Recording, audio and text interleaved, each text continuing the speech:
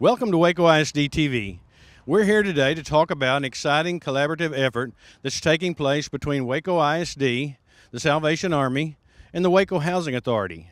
Today we're here to talk to some of the folks about how this exciting project got going. Here with me today is Cheryl Pooler, Homeless Liaison for Waco ISD, Jennifer Caballero, Director of Social Services for the Salvation Army, and Millette Hopping, President and CEO of the Waco Housing Authority. Cheryl, it's good to have you here today. And what can you tell us about the beginning of what's called Sanctuary House? We have been working with family for several years in the community who were desperate for a place to stay. The shelters fill up very quickly. There's a shortage of family shelters here in our community. And I began to reach out to other community organizations, and we just began brainstorming what might a solution look like. And we have arrived at Sanctuary House, which has actually gotten some national attention for this model. And how many apartments do we have here at Sanctuary House? We have 3 apartments that are housing immediate families in need. So families who are living in their cars, or there's no room at the shelter, or other very urgent living situations going on. So it sounds like a pretty desperate situation for a lot of people here at Waco ISD. And sadly, there are many more. We are able to meet the needs of 3 families at a time here. Our community, there's more need than supply, but we're so grateful for what we have. These apartments immediately have filled up, and families are getting their lives put back together, and we're all about, the whole intention of this is to bring families out of homelessness. And so with case management and some of the other support services from this collaboration, we're able to actually watch families exit homelessness into stable housing. So it begins with families in Waco ISD, and then we move to Jennifer Caballero, who's Director of Social Services with the Salvation Army. And Jennifer, what's your role in the Sanctuary House? Yeah, so my role as a Director of Social Services with the Salvation Army is that we actually provide the case management for the families that are going to be staying in Sanctuary House. And so we operate emergency shelter facilities here in Waco. And so this was just a great fit for services that we're already providing for families. And so we are hoping to be the bridge for these families between Sanctuary House, which is just kind of a temporary emergency placement, and then connect them to resources that we have through some of our housing programs to get them into stable, permanent housing solutions for these families. And so this isn't only a temporary solution, but it is not, at least they're not homeless. Absolutely. So ideally, we hope to keep a family for 30 days, and we'll extend that as long as they're working with case management and meeting their goals, because for some of these families, it's hard to find housing. They may have previous evictions or criminal history or something like that, and so we really want to work with them to find appropriate housing so that when they leave this program, they're steady and they're stable and they're back on their feet. And when you say case management, what exactly does that mean? Yeah, so they meet with their case manager once a week, and that's the requirement. And so they work on things, first and foremost, they work on finding housing, finding places that are affordable based on the income they have. But then they do a lot in terms of budgeting or life skills or those kinds of things that may be a need for the family. And so really we're looking at what does this family need to be living on their own again, and what kind of support does that require. And so sometimes it's referral to other outside agencies or connecting them to resources that they need to really be stable. So they're oftentimes without just the very basic things that most of us sort of take for granted and assume that everyone has. Absolutely, yes. And so one of the things that we're able to do through these units, through donations and also through a grant through the Junior League, is they're fully furnished. And so when they come in, they don't have to worry about having a bed to sleep in or having cleaning supplies or those things. Those things are generously provided as a part of this program so that they're able to focus on what their goals are and focus on what's next, which is finding the housing. So they're able to just walk into the apartment and literally with anything that they might have, or even if they have literally nothing, and ready to move in, ready to live and carry on about life with a temporary but livable place to be. Well, that's exciting. Also with us is Millette from the Waco Housing Authority, and Millette, what do you see the Waco Housing Authority's role in this? Well, we provide the apartments. Obviously, we wanted to provide the apartments in the respect that we wanted homeless families, those children to be able to still have some kind of consistency in going to school, being able to have a roof over their head, and a safe place to be. So, of course, we stepped forward to volunteer these 3 units as a model and then hopefully give us the time to process applications and get people into permanent housing solutions. That may work with most of them, maybe not all of them, but our hope is to lower those numbers considerably here in Waco. So it's kind of a stopgap measure. Exactly. It's meant to help bridge to some kind of permanent solution for those that are in need right now, but might not be in a couple of months, through the case management help that they're going to get from Salvation Army. For us, it's a lot about barriers to housing. So with that case management that we're unable to provide, that case management can help people who maybe owe money somewhere else and can pay that off so they can be find a more permanent place to live. They might be able to address some criminal issues in their background. They might be able to do a lot of things if they just had somebody who could help them do that. That's not the role necessarily we play, but it is a place where they can be safe and their children can be safe. So you're helping with the housing. The Salvation Army is helping with the case management and maybe some time and the ability to write some things to help them to get into more permanent housing. And it's our goal in the end to help service this community and the needs the community has. We have a growing need in Waco for places for families and not necessarily just moms and fathers, but those guardians, those grandparents who are taking care of their children in lieu of whatever might have caused a problem in the household to begin with. For us, it's a matter of we have the housing, so we wanted to try and bridge that gap between one point to another. And for us, this was the perfect partnership. WISD brings the referrals for those people who are most in need. We don't have to worry about that selection process. And then the Salvation Army provides the needed case management to get them to some permanent housing solution. And for us, it helps solve a lot of problems in the community when it comes to housing restrictions and barriers for so many people who are in need. Sound like the need is great. Yes, it is. Well, that's an exciting work that we're doing, and I know that all three folks are excited to be a part of this effort. Ms. Pooler, you got anything else you want to add before we talk to a couple of the residents?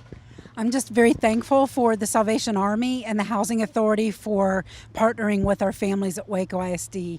Our students are now attending school and things have stabilized. They're able to do their schoolwork. The parents can now focus on getting things put back together and building a future.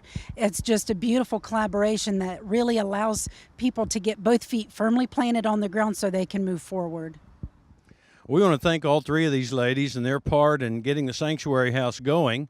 But now we want to talk to some of the residents because this story is really about them and how we can help them to get things going in their life and get into permanent housing. We're here today with Deborah Hutchinson and Carletta Wilson, 2 of the ladies that are really our first 2 residents of Sanctuary House at Waco ISD. And what I'd like to do today is just introduce you to them and just hear a little bit about their story. Carletta, what can you tell us about how you came to be homeless? I got sick. I had rheumatoid arthritis diagnosed in 2013. So I've been from family house to motel rooms. Basically, that's it. I couldn't really work a full-time job. And that little hours I was working wasn't enough money to pay my rent anymore. And when we met, you were at the Delta Inn, I believe, yes, with your 2 kids. No, 3 kids. 3 kids. I have an adult daughter that's 19, so we were both trying to work and pay the motel room fees. And you told me that that it had cost quite a lot for you to stay in the motel. Or since May, you said you'd been in a motel.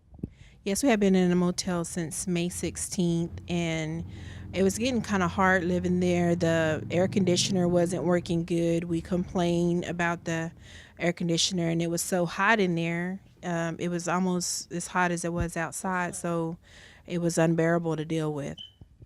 So just between paying the motel bill and trying to keep everybody fed, and it was just hard to get on your feet. Yes, it was very hard to get on my feet. So I reached out to Cheryl Puller, was talking to her about my situation, and she was like, "I have a program that's going to be starting. Do you want to attend a program?" And I was like, "Anything is better than here." So I'm not ashamed to accept any help. So I would like to participate in the program. And Deborah, what can you tell us about your experience in technically being homeless, but living in a motel, and that really means you're without a permanent home? Yes, I have 10 grandkids, but I take care of 5 grandboys. And it's so hard because we've been in the motel ever since January the 14th. I was working at the nursing home, helping my other daughter, paying for the motel room and stuff. It's hard. And we had no transportation. We had to pay for our bus fare, a taxi driver, pay for people to take us places. Sometimes we don't have the money. Sometimes they don't want to pick us up. Then we try to find a ride and get groceries and stuff for the kids' clothes, wash the kids' clothes. That motel wasn't good for us staying. The kids cry because they want to go outside and play, and they couldn't go outside and play. It was hard. So you're telling me you and 7 grandkids in one motel room? One motel room, just one.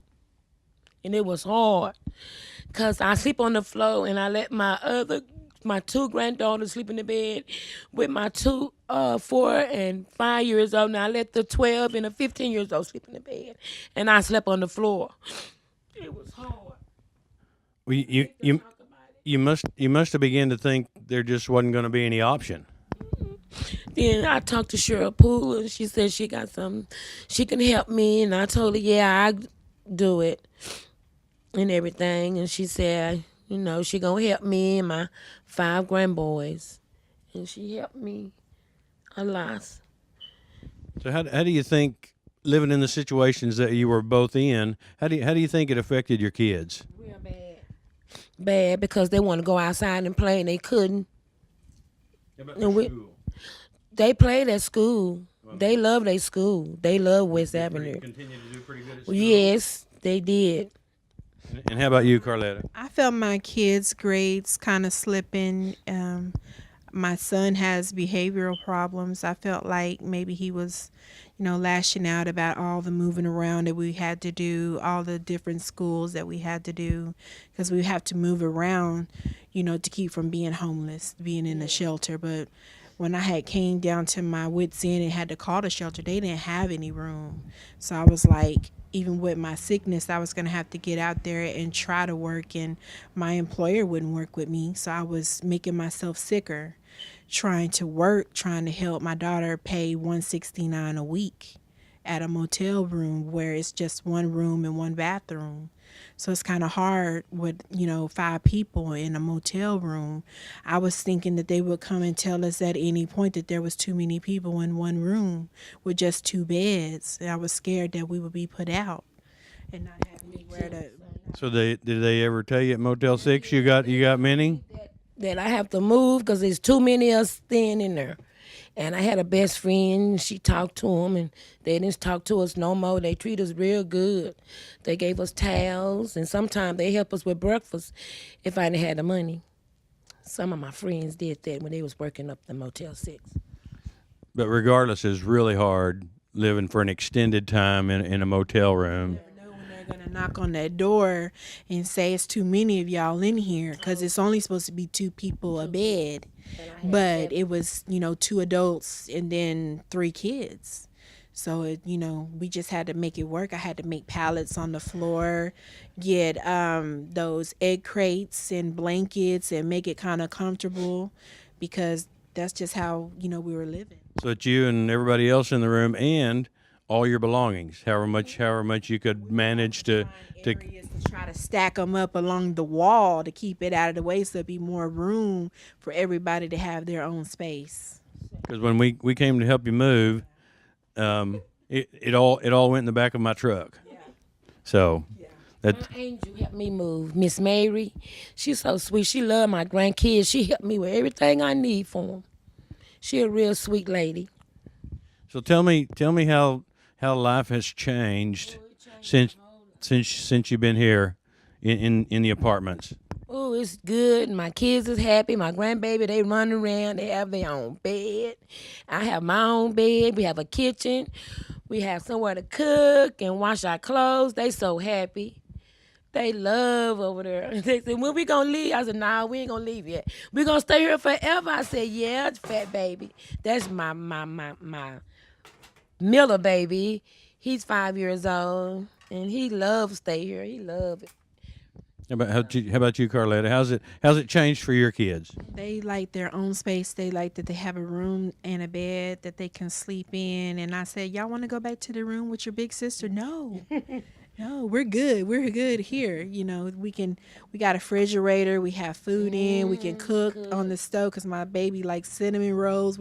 I couldn't make him cinnamon rolls in the room, but he's like, Mom, can you buy cinnamon rolls? And I'm like, I already bought cinnamon rolls. So he's happy. They're happy. So what do you see? What do you see for yourself in the future for you and your grandkids or your kids? Yeah, nice big 4-bedroom for all 7 of them.